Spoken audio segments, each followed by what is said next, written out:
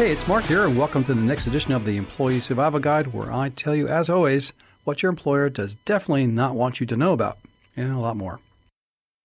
Imagine dedicating like 40 years of your life to a single company. I mean, you survived the mainframe era of the late 1960s. You weathered the dot-com bubble. The massive tech crashes, yeah. Exactly. You adapt to the modern cloud computing age, and you rise through the ranks to manage 2,500 people. That is no small feat. No, it's not. You are at the absolute peak of your career.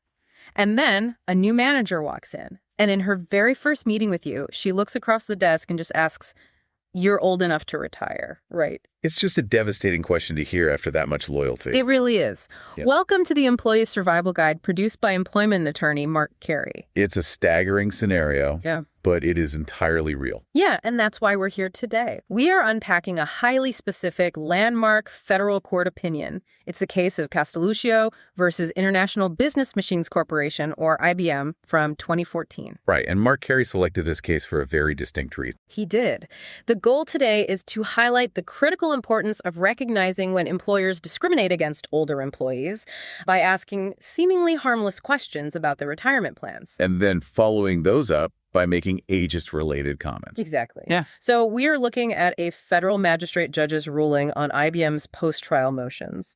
This was after a jury awarded a massive multi-million-dollar verdict to this longtime executive. Which is huge, because for anyone navigating the later stages of a professional career, this documentation is just essential. Right. We operate in this corporate culture that is increasingly obsessed with youth. You know, they frame it as like disruption or innovation. Yeah, but this case serves as a massive legal and financial warning. It outlines how the subtle language of succession planning and routine organizational reshuffling can totally cross a line into illegal age discrimination. And it often does cross that line. So for you listening, understanding the mechanics of this case is absolutely vital for your own survival in the corporate ecosystem. Because to truly grasp the sheer gravity of what happened to James Castelluccio, we first have to understand the foundational loyalty he had built. Right, the immense success. We Right. cannot look at his termination in a vacuum. We really have to look at the 40-year legacy he constructed long before this new manager ever even arrived on the scene. The contrast is really the defining feature of the litigation here. When we talk about Castelluccio, we are talking about an individual who spent his entire professional career at IBM. His whole adult life, essentially. Exactly. He started in March of 1968. 1968. I mean, I want to pause on that for a second because it is critical context. Yeah. In 1968, we are talking about a world of room-sized mainframes. Right.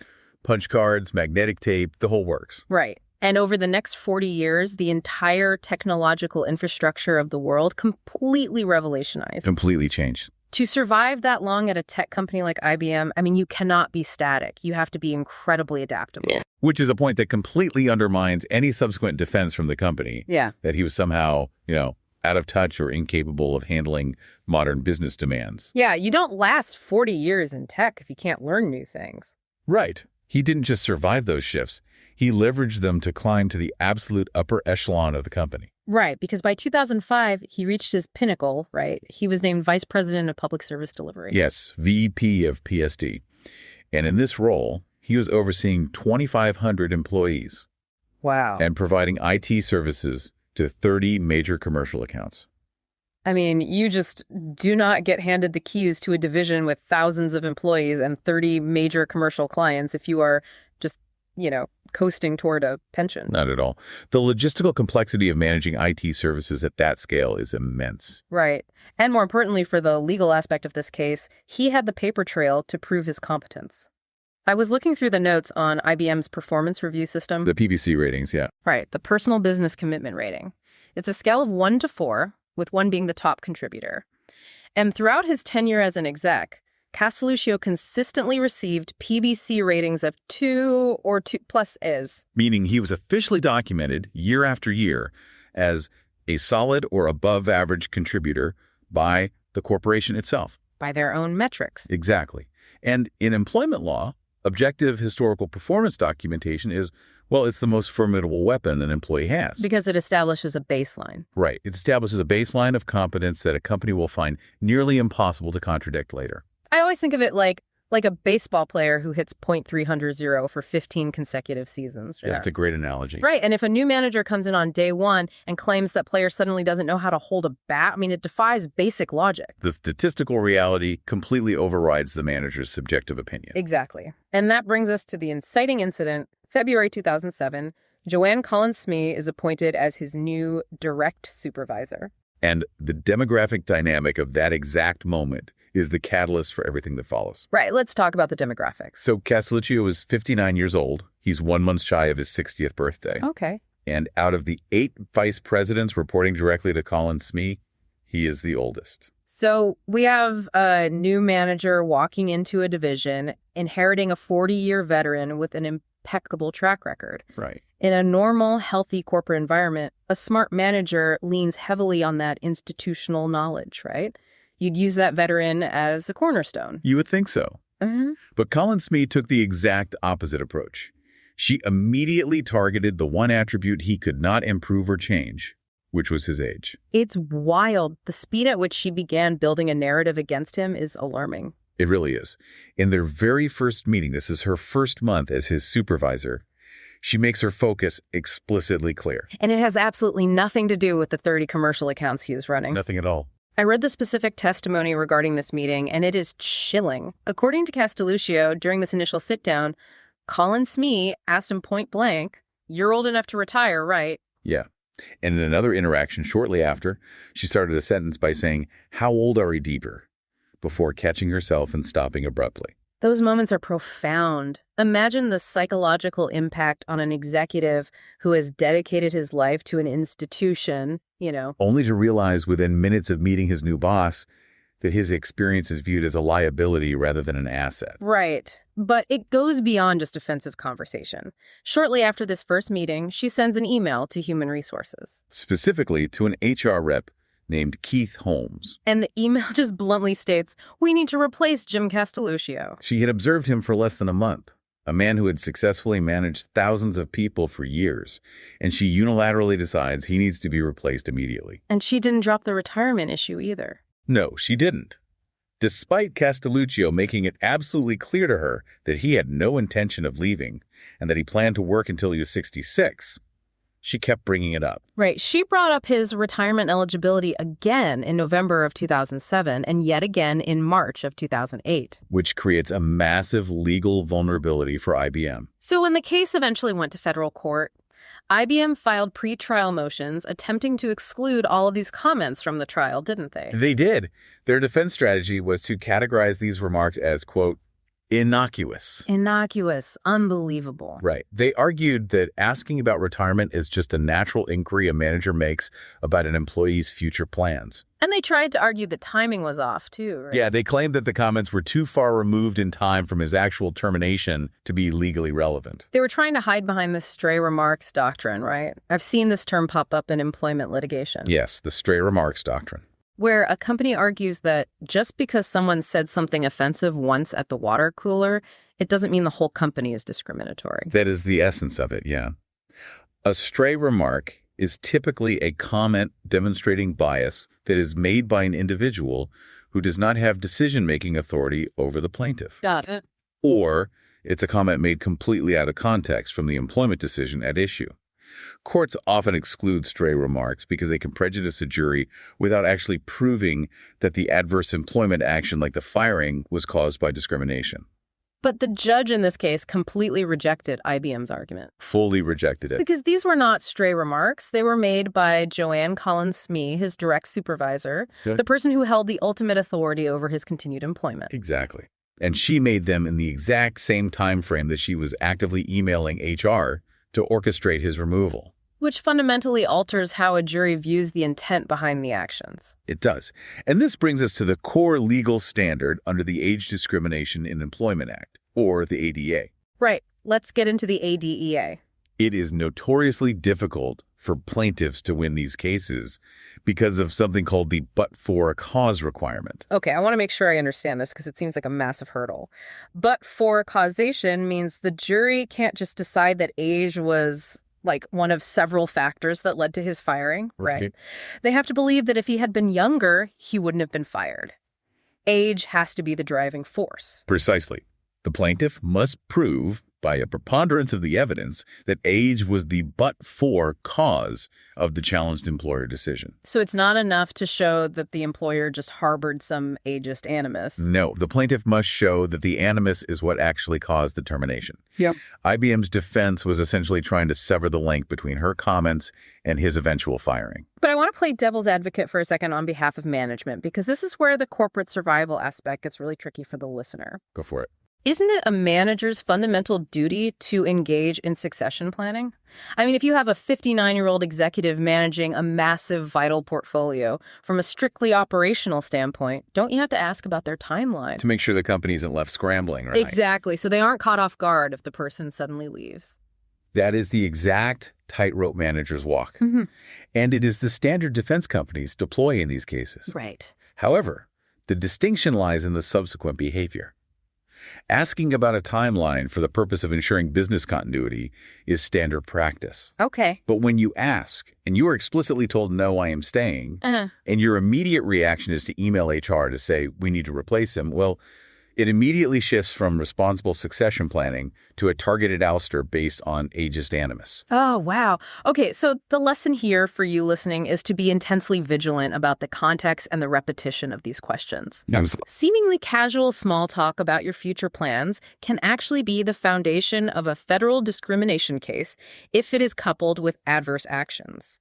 It is never just water cooler chat when it comes from the person who controls your livelihood. And the judge explicitly instructed the jury on this nuance. The jury was told that while an inquiry about retirement is not necessarily evidence of age discrimination, it absolutely can be, depending on the context and the surrounding circumstances. And the circumstances Colin Smee created were devastatingly systematic. They really were. Because she couldn't just walk in and fire a 40-year veteran on her first day. I mean, the blowback, both internally and legally, would have been massive. She had to build a case against him. Right. She had to orchestrate a scenario where he appeared to be failing, so she could justify the termination later. This moves us into a phase of the story that is frankly difficult to listen to, because it outlines a calculated process of sabotage and constructive demotion. Yeah, the timeline of her strategy is incredibly methodical.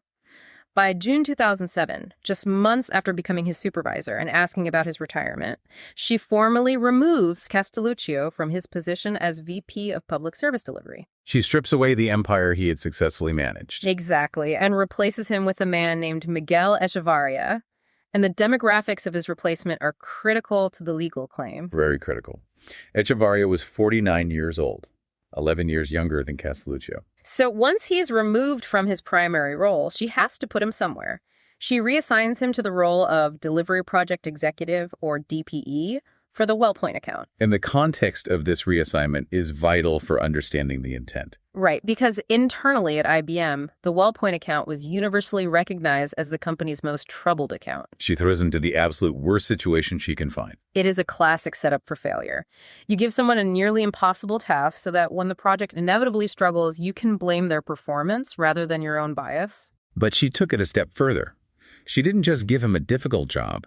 She actively denied him the tools he needed to perform it. The sabotage regarding his communication tools is astonishingly petty, but highly effective in crippling an executive's capability. Let's talk about the BlackBerry. Yes, the BlackBerry incident. Castelluccio repeatedly requested a BlackBerry to communicate directly with the Chief Information Officer of WellPoint. And in 2007, a BlackBerry was not a luxury for a high-level executive. It was the absolute standard for required immediate communication. Exactly. And Colin Smee repeatedly and flatly refused his requests for one. It's like a general sending a commander to the absolute front lines of a war zone and refusing to give him a radio. That's exactly what it is. And the reason she refused to give him the tools to succeed on the WellPoint account was because she was already actively trying to give that job away to someone else. Right. While he was out there dodging bullets trying to manage this failing account, she was secretly auditioning other candidates to the client behind his back. During the time Castelluccio was acting as the DPE for WellPoint, Colin Smee presented 5 different candidates to the client. 5. And on average, those 5 candidates were 12 years younger than Castelluccio. And crucially, she never once presented Castelluccio to the client as a permanent option for the role he was already actively performing. The psychological toll of that has to be immense. You are working yourself to the bone to save a troubled account, knowing your boss is literally parading younger replacements in front of the client. It's incredibly demoralizing. But the client actually saw through it, didn't they? They did. WellPoint rejected all 5 of the younger candidates Colin Smee presented. Wow. Yeah. It was only after this repeated rejection by the client that she finally offered the position permanently to another individual, Gordon Crawford, who happened to be roughly Castelluccio's age. But by the time Crawford was hired, Colin Smee was already executing the next phase of Castelluccio's isolation. Let's talk about the exclusion tactics, because this is where the paper trail of isolation becomes undeniable. In February 2008, Colin Smee organizes a professional development seminar in Lexington, Kentucky. She invites all of her vice presidents and directors, every single one of them, except for Castelluccio. He was the oldest vice president in her entire organization, and he was the sole individual left off the invitation list. Which is just so blatant. And furthermore, when he inevitably discovered that the seminar had taken place, he specifically requested a copy of the literature and materials that were distributed at the event. Just so he could remain informed on the strategic direction of his division, right? Right. And she outright denied that request as well. She wouldn't even let him read the notes from the meeting he was banned from attending. And IBM could not even offer a cohesive business explanation at trial for why she did that. Because there isn't one. It reads purely as vindictive exclusion designed to make him feel entirely marginalized. And it's all culminated in November 2007, the day before Thanksgiving, when she drops the hammer. Right before a major holiday. Yep. Abruptly, and with absolutely no prior notice that his role on the WellPoint account was only temporary, she pulls him off the assignment, and she places him on the bench. For anyone outside of the IT consulting or massive corporate service sector, being put on the bench sounds almost benign, like you are just resting, waiting for the coach to put you back in the game. Right, but the reality of benching is much more insidious. Explain how it works in this context. So, in this specific corporate structure, being on the bench means you are technically retained as an employee and you are still drawing a salary. Mm-hmm. But you have no permanent work assignment, no billing code, and no organizational purpose. It is a state of professional purgatory. Exactly. And crucially, the clock is ticking. You are given a finite window of time to find a new internal role before you are automatically terminated. So if you are listening to this and you have ever found yourself suddenly excluded from key emails, left off calendar invites for vital meetings, or denied the basic software or hardware required to do your job efficiently, you need to document it immediately. It's vital. What this phase of the case proves is that exclusion is not just bad management or a personality conflict. It is actionable, legal evidence of discriminatory animus. When you look at the younger replacement, the denial of the BlackBerry, the secret auditions, and the exclusion from the seminar, a clear narrative emerges. And this is where circumstantial evidence becomes so powerful in employment law. Employers today are highly trained, Right, they know what not to say. Exactly. They rarely leave a smoking gun document that explicitly states, I am demoting you because of your age. But juries are permitted to connect the dots. And the totality of these circumstances painted a vivid picture of an older executive being systematically suffocated by his own manager. And the suffocation was absolute once he was placed on the bench. Because his ability to get off the bench and save his career was entirely controlled by the exact person who put him there. To understand how impossible his situation was, we have to look at the illusory lifeline IBM offered. Yes, specifically a process called the 5-minute drills. I was absolutely fascinated by the notes on these 5-minute drills. It sounds like a corporate speed dating event, but it is vastly more closed off. Walk us through the reality of how these drills function, because it is terrifying if you are an employee on the outside looking in. It really is. A 5-minute drill was a strictly confidential, closed-door meeting lasting 30 minutes.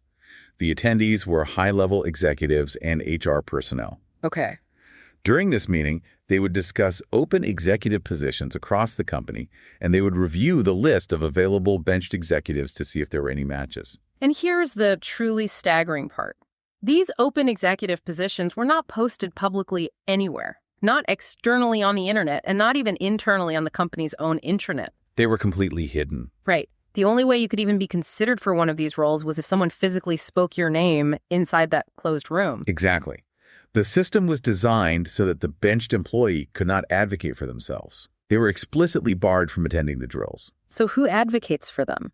Corporate policy dictated that the direct manager of the benched employee was required, as a fundamental part of their managerial duties to attend these drills and advocate for their employee. So James Castelluccio's entire 40-year career, his pension trajectory, his professional identity, rested entirely on Joanne Collins Smee walking into that room and fighting for him. The exact same woman who asked him when he was retiring on day one. Right. The one who stripped him of his empire, denied him a BlackBerry, and banished him from company seminars. You can easily predict the outcome. The testimony presented at trial from another HR representative, Keith Holmes, confirmed that Collins Smee rarely mentioned Castelluccio's name during any of the 5-minute drills. The statistics from this period are what really expose the sheer scale of the freeze-out. During the 6 months that Castelluccio was trapped on the bench fighting to find a role, there were 106 executive job openings at his specific level. Band C and Band D levels, yeah. 106 openings that were identified and discussed in these drills. 106 opportunities for a man with 40 years of stellar performance reviews. And of those 106 openings, 16 were located directly within Collins Smee's own organizational structure. And she never considered him for a single one, not once. It's unbelievable. I was looking at the details regarding a specific outsourcing contract called Quest. Castelluccio had highly specific, specialized expertise directly relevant to the Quest project. A role opened up for it, and Collins Smee still refused to put his name forward. Instead of utilizing an experienced veteran who is already on the payroll, what does she do? In May 2008, just 1 month before she ultimately fires him, she hires 7 new individuals into executive positions within her organization. And all 7 of these individuals are younger than Castelluccio. Yes. And to add a final layer of insult, she sends out a team-wide announcement email enthusiastically welcoming the new hires and purposely removes Castelluccio from the distribution list so he wouldn't even know they had been hired. It is the ultimate rigged game. It is like being in a casino where you aren't even allowed on the gaming floor to place a bet, but the dealer is outside in the parking lot, slowly taking all your chips. The courts took a very hard look at this, didn't they? They absolutely did. The court recognized that finding a position for a displaced executive was a core responsibility of her job. Right. By intentionally failing to advocate for him, she ensured that other managers across IBM managers who actually had the authority and the desire to hire someone with his skills didn't even know he existed, let alone that he was available and highly qualified. But Collins Smee was cunning. She clearly knew that her actions were creating a massive liability for the company. So she attempted to manufacture a paper trail to cover her tracks. I want to highlight the For the Record incident because if there is ever a textbook example of a manager trying to artificially cover their tracks, this is it. It is perhaps one of the most egregious pieces of circumstantial evidence presented to the jury. Set the scene for us. Right. So during a 5-minute drill that occurred immediately preceding Castelluccio's final termination, Collins Smee suddenly requested to have his name added to a slate of candidates for a newly opened position. Which, on paper, looks like she is finally doing her job. Look, Your Honor, I tried to place him. Exactly. But the notes from the meeting tell a completely different story. What did they say? The notes taken during that drill revealed that she explicitly requested his name be added to the list, quote, for the record. Oh, wow.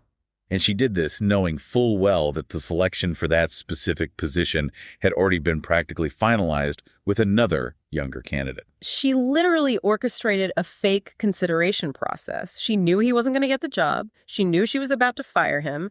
And she wanted a document she could point to later and say, see, I put him up for a role. This is what lawyers call pretext, right? Yes, pretext, when the stated reason for an action is just a facade to hide discriminatory intent. And in employment discrimination cases, proving pretext is how you win. The employer will always offer a legitimate, non-discriminatory reason for the firing. In this case, they claimed he just couldn't find a role while on the bench. Right. So the plaintiff has to prove that the stated reason is a lie, a pretext for discrimination. This, for the record, email was massive. The court highlighted it as clear evidence of a calculated, deliberate effort to freeze him out while simultaneously trying to insulate herself from future legal scrutiny. So for you listening, the takeaway here is incredibly profound. We are conditioned to think of workplace discrimination as active, loud hostility. Right, like yelling. Yes, we look for yelling, obvious and sudden demotions, or blatant slurs. But this scenario highlights how silent inaction by a manager, the simple, quiet act of failing to mention your name behind closed doors, can be just as discriminatory and just as legally actionable as someone screaming at you. Silence, when it is wielded as a tool of exclusion, is a weapon. It absolutely exposes the inherent danger of totally opaque corporate processes. When hiring and placement processes lack transparency, it creates incredibly fertile ground for unconscious and conscious biases to operate entirely unchecked by broader corporate oversight. Unchecked, that is, until the employee hits their absolute breaking point. Which brings us to June 2008. The termination clock is running out. Castelluccio has been benched, ignored, sidelined, and he plays the only card he has left. He files a formal complaint of age discrimination with human resources. And this introduces a completely different facet of corporate mechanics, the internal HR investigation. This aspect of the case is a vital cautionary tale for any employee who operates under the assumption that human resources functions as an impartial judge or an employee advocate. Right. So IBM has this formalized process they call the open door internal investigation. Castelluccio files his grievance, and an HR representative named Russell Mandel is assigned to investigate the claims. And Mandel spends 4 to 6 weeks conducting this investigation, right? Yes. And he interviews 21 different coworkers and managers. On the surface, if you are looking at the raw metrics, that sounds like an incredibly robust, thorough response from the corporation. I mean, a 6-week timeline, 21 distinct interviews. It projects the image of a company that is taking a discrimination complaint with the utmost seriousness. But there is a profound structural conflict of interest here, though. HR is tasked with finding the truth, but they are ultimately compensated by and exist to protect the corporate entity. Exactly. So what did this massive 6-week investigation actually conclude? Well, Russell Mandel concluded that management, specifically Joanne Collins Smee, had treated Castelluccio entirely fairly and in accordance with corporate policy regarding his termination. Shocker. Right. He found absolutely no evidence to support the claim of age discrimination. Which, frankly, is not surprising. The company investigated itself and formally found itself innocent. But this is where the legal strategy prior to the trial gets fascinating. Castelluccio's legal team didn't just accept this report and try to argue against it in front of the jury. They fought aggressively to prevent the jury from ever seeing it. Prior to the start of the trial, the judge had to rule on motions and Leneman motions regarding what evidence is admissible. Castelluccio's lawyers moved to preclude the internal investigation report entirely. And initially, the judge agreed with them and blocked IBM from introducing the report's findings to the jury. Walk us through the legal reasoning there, because to a layperson, if a company does a 6-week investigation, why would a judge hide that effort from the jury? The judge based his ruling on the structural design of the investigation itself. He noted that the investigation was ex parte. Meaning one-sided. Exactly. In legal terms, an ex parte proceeding is one-sided. Russell Mandel, the company's HR representative, held complete authority over the process.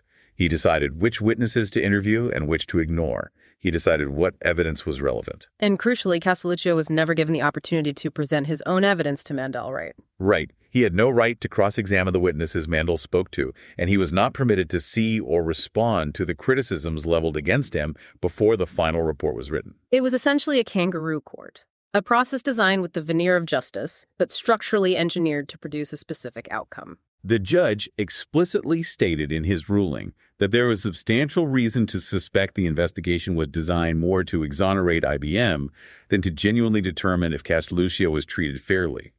The judge noted that Mandel seemed far more focused on auditing Castelluccio's past job performance to justify the firing, rather than investigating the actual complaint of age bias. Exactly. Under the federal rules of evidence, specifically Rule 403, a judge can exclude evidence if its probative value is substantially outweighed by the danger of unfair prejudice. So the judge ruled that allowing this one-sided report would unfairly sway the jury to believe the issue had already been neutrally resolved. But as the trial approached, the judge modified this ruling and allowed a sort of compromise regarding the HR investigation. Yes. IBM argued that they needed to show the jury that they took the complaint seriously to defend against the charge of willful discrimination, which carries massive financial penalties. So the judge created a strict compromise. He ruled that Russell Mandel could take the witness stand, but he was only allowed to testify to the fact that an investigation took place. Okay, so he could tell the jury about his process that he spent 6 weeks and interviewed 21 people to show IBM wasn't ignoring the law. Yes. But the judge strictly barred him from sharing his pro-company conclusions with the jury. But IBM's legal team couldn't help themselves, and it led to a massive mishap during the actual trial. It was a significant breach of the pretrial agreement. While questioning Mandel on the stand, IBM's lawyers solicited testimony regarding his authority. Right. Mandel testified that if he had found merit in Castelluccio's complaint, he possessed the corporate authority to reinstate him to his position. Which is an incredible unforced error by the defense. Huge error. By stating he had the power to reinstate him, while Castelluccio is sitting right there in the courtroom as a fired plaintiff, the jury can instantly do the math. Mandel just communicated the outcome of the investigation to the jury without explicitly stating the forbidden words. Exactly. Castelluccio's attorney immediately objected and moved to strike the testimony because it blatantly violated the spirit of the pretrial agreement. So what did the judge do? The judge excused the jury from the courtroom, held a conference with the attorneys, but ultimately he declined to strike the testimony. He allowed Mandel's statement to stand. He allowed it to stand, essentially letting IBM's HR smokescreen into the trial. And yet, despite that maneuver, the jury still completely rejected IBM's narrative. They saw right through the HR investigation. Which highlights a critical reality about how modern juries view human resources. While HR departments publicly claim their primary mission is employee welfare and dispute resolution, internal investigations are frequently viewed by judges, juries, and plaintiffs' attorneys exactly for what they often are. Liability shields constructed for the corporation. Exactly. Process does not equal fairness if the architecture of the process is fundamentally one-sided. That is an absolutely vital warning for you listening. It is about managing your expectations when you are forced to engage with internal corporate grievance processes. You must understand that the HR representative, regardless of how empathetic or friendly they may appear in a meeting, is fundamentally employed to mitigate risk for the corporate entity. You cannot rely on an internal investigation to serve as an impartial search for truth. No. You have to meticulously document your own evidence, preserve your own communications, and build your own timeline, because documentation is your only true leverage when the internal system is engineered to protect the entity. And that documentation is precisely what allowed Castelluccio to survive the HR blockade and present his case to a federal jury. Which brings us to the culmination of this brutal timeline. After the gaslighting, the demotions to troubled accounts, the isolation on the bench, the fake interviews, and the HR stonewalling, we finally arrive at the 9-day federal trial in January 2014.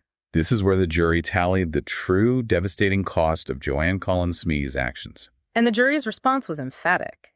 They did not simply find that IBM had violated the Age Discrimination in Employment Act. They made a specific, enhanced finding. They ruled that IBM willfully violated the law. Willfully is a very specific trigger word in employment statutes. It elevates the entire nature of the crime and consequently the financial punishment. It completely changes the financial exposure for the company.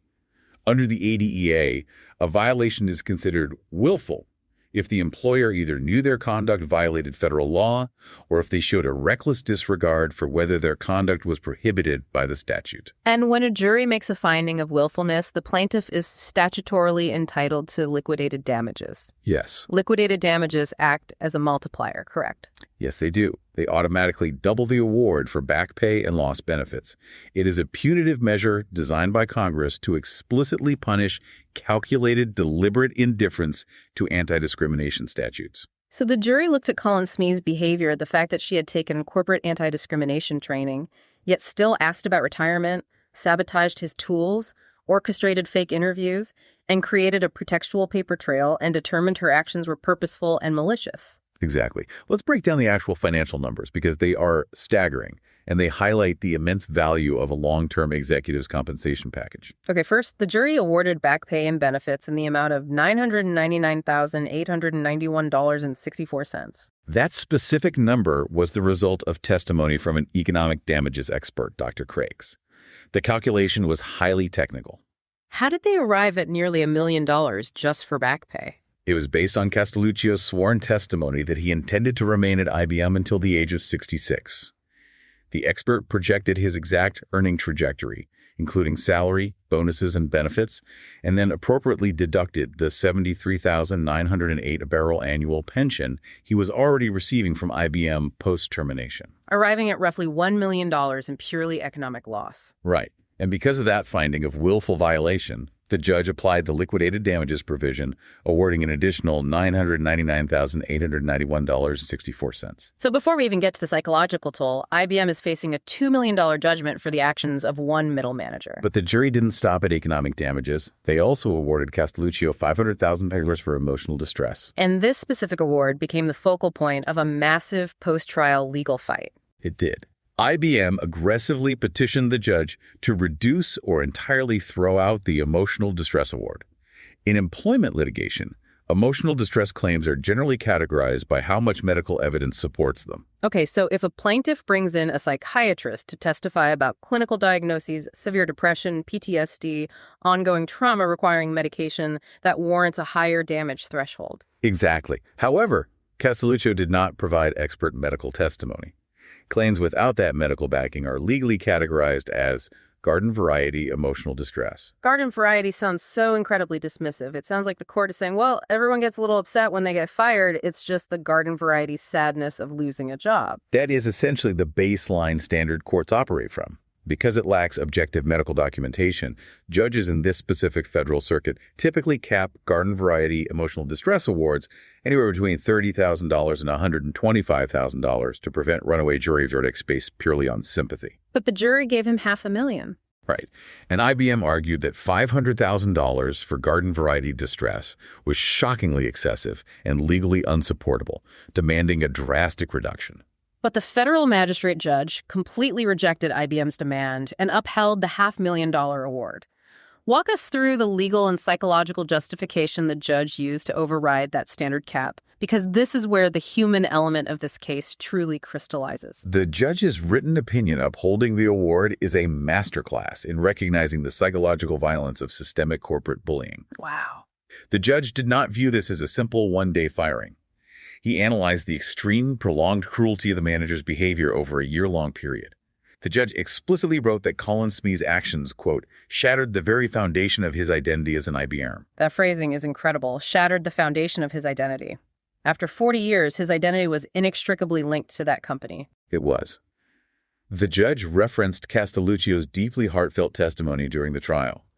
He described Castelluccio as a man of gentle bearing who was utterly devastated by the realization that his 40 years of absolute loyalty were being systematically erased. And there were physical tolls too, right? Even without a doctor testifying. Yes, he provided testimony that the prolonged gaslighting and isolation caused severe physical manifestations of distress, including significant weight loss, hair loss, wild mood swings, and chronic sleepless nights. And the judge bought it. The judge officially characterized Colin Smee's behavior as downright bullyish and ruled that, given the specific context of a 4-decade career being destroyed by targeted animus, a $500,000 award for emotional distress did not shock the conscience of the court. It is incredibly validating to hear a federal judge formally, legally recognize the severe psychological trauma inflicted by that kind of relentless corporate isolation. And yet, even after hearing all of that, IBM tried one more tactic to reduce the payout. They did. They argued that Castelluccio didn't actually try to find another job, invoking the duty to mitigate damages. Yes. When a plaintiff is illegally terminated, the law does not allow them to simply sit at home and wait for a lawsuit payout. They have an affirmative legal duty to mitigate their damages by actively seeking comparable employment. So IBM attempted to argue that Castelluccio's job search was lackadaisical, and therefore his back pay should be severely reduced. But they completely underestimated his resilience and his meticulous record-keeping. The jury saw the receipts. Over a period of 4.5 years following his termination, Castelluccio treated finding a job as a full-time profession. He searched 6 days a week, right? Yes, 6 days a week. He formally applied for 300 different jobs. He attended 250 networking events and industry seminars. That is exhausting. He hired a career transition consultant. He aggressively utilized executive recruiters. He fought like hell to re-enter the workforce at 61 years old. The documentation of that effort was overwhelming. The jury recognized his extraordinary resilience and entirely rejected IBM's cynical argument that he had simply given up. He did everything legally and humanly required to mitigate his damages, but the reality of the executive job market for a 61-year-old made finding a comparable role nearly impossible. Which leads us to the final and honestly most absurd footnote of IBM's post-trial desperation. Oh, this part is amazing. They filed a motion demanding an entirely new trial based on a single, offhand comment made by Castelluccio's lawyer during the closing arguments. It truly highlights the lengths to which a legal team will go when the substantive facts of a case are overwhelmingly against them. During his summation to the jury, Castelluccio's attorney casually referred to IBM's lead defense attorney as an extraordinarily able New York trial lawyer. And IBM's legal team lost their minds over this. They formally claimed in their motions that this phrase invoked regional prejudice. They argued that calling him a New York lawyer was a dog whistle designed to taint the jury against IBM, and therefore the entire multi-million-dollar verdict should be thrown out. The judge dismissed the argument outright with a tone that bordered on incredulity. I bet. He noted in his ruling that the jury clearly understood the comment exactly for what it was. A rhetorical compliment acknowledging the opposing counsel's formidable skill, not some sort of illicit regional slur designed to incite prejudice. It is like complaining to the referee that the opposing team complimented your footwork while they were busy winning the game. Your Honor, he called me competent. I demand a mistrial. It is a classic deflection tactic, but it failed completely. The judge denied all of IBM's post-trial motions, and the verdict, including the massive damages and penalties, stood. What this entire legal saga proves is that the judicial system, when presented with meticulous documentation and a cohesive timeline of circumstantial evidence, has the power to pierce the veil of corporate bureaucracy. They held the corporation fully, financially accountable for the invisible hostility of a middle manager. It is a monumental journey. We saw how 40 years of absolute dedication, surviving decades of technological revolution, and building the architecture of a massive corporate division collided head-on with a new manager's immediate ageist agenda. We saw the quiet, insidious tactics of exclusion, the denial of basic communication tools, the uninvited seminars, the secretive 5-minute drills, and how they were weaponized under the completely false guise of succession planning. And we saw the incredible courage it takes for an individual to stand up to a behemoth like IBM. The psychological fortitude required to endure the isolation, survive the biased HR investigation, and spend years fighting in federal court is immense. It provides a crystal clear warning for corporate HR departments about the catastrophic financial risks of ignoring the biases of their management teams. Which brings us to a final provocative thought for you to chew on as you navigate your own career. As we race toward an increasingly tech-driven, hyper-youthful corporate culture where disruption is the ultimate buzzword, and there is an unrelenting obsession with bringing in new blood, we have to ask ourselves a serious question. Is our cultural obsession with new blood blinding us to the irreplaceable foundational value of institutional memory? Right. And more importantly, if a corporate culture naturally, almost reflexively, pushes out its older workers to make room for the young, at what exact point does standard corporate strategy cross the line and become a multi-million-dollar legal liability? That is the multi-million-dollar question every executive and HR department should be asking themselves today before a jury answers it for them. Absolutely. Thank you so much for tuning in to the Employee Survival Guide produced by employment attorney Mark Carey. Keep your eyes open. Critically evaluate the intent behind those casual questions about your future, and above all else, keep your files meticulously documented. See you next time. If you like the Employee Survival Guide, I'd really encourage you to leave a review. We try really hard to produce information to you that's informative, that's timely, that you can actually use and solve problems on your own and at your employment. So if you like to leave a review anywhere you listen to our podcast, please do so. And leave 5 stars, because anything less than 5 is really not as good, right? I'll keep it up. I'll keep the standards up. I'll keep the information flowing at you. If you'd like to send me an email and ask me a question, I'll actually review it and post it on there. You can send it to mcarey@capclaw.com. That's capclaw.com.